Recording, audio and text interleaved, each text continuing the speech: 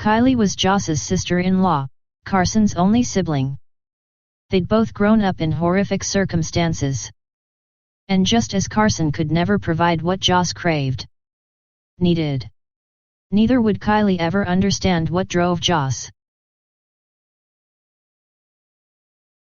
She might even be angry with Joss's choices. Might think it was a betrayal of her brother.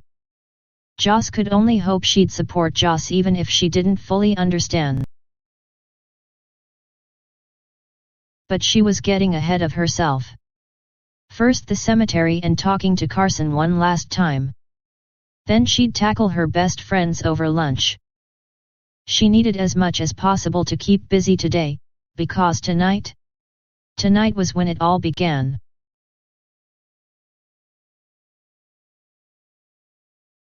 Joss waited for the betraying sting of tears as they neared Carson's grave. But oddly, she felt at peace for the first time in 3 long years. Yes, it was time. She knelt and gently brushed away the leaves and dust at the base of the headstone. Before setting the vase of flowers in the middle, her gaze drifted upward to the inscription.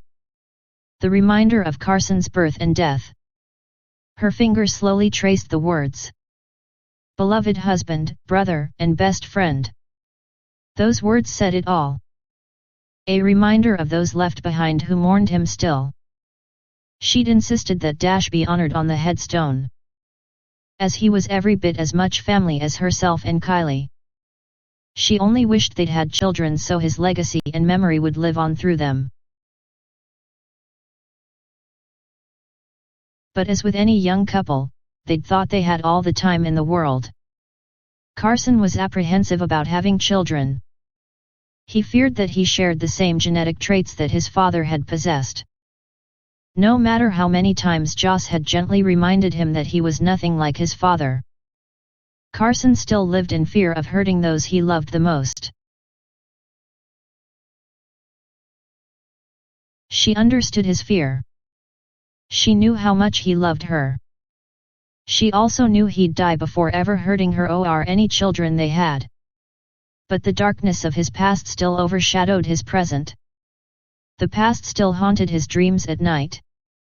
Though Kylie, his sister, hadn't spoken of it often, Joss knew that Kylie had the same nightmares that Carson had.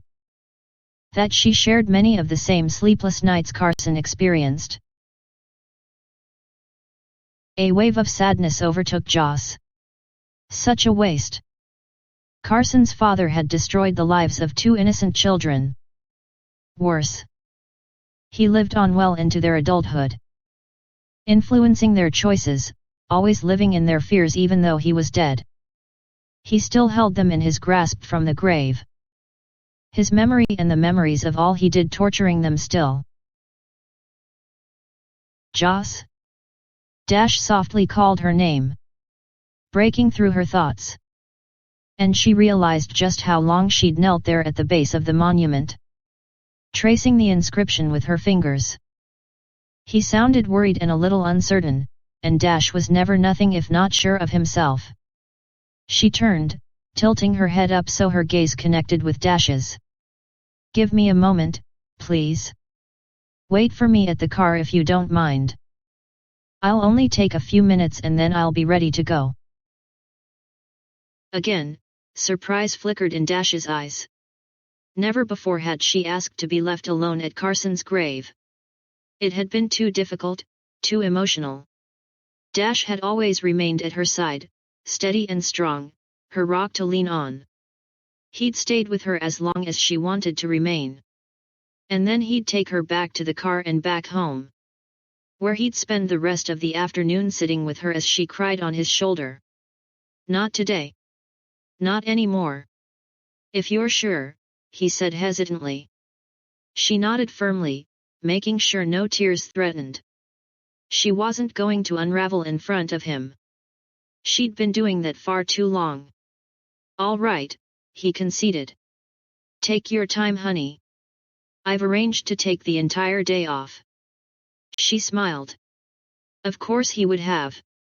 But she didn't intend for him to spend it with her as he'd done in the past. There was too much to get done before tonight. And she didn't want to chance breaking her resolve and confiding in Dash. Not only was it not appropriate, but he would most certainly not approve. He'd think she'd lost her damn mind. And maybe she had.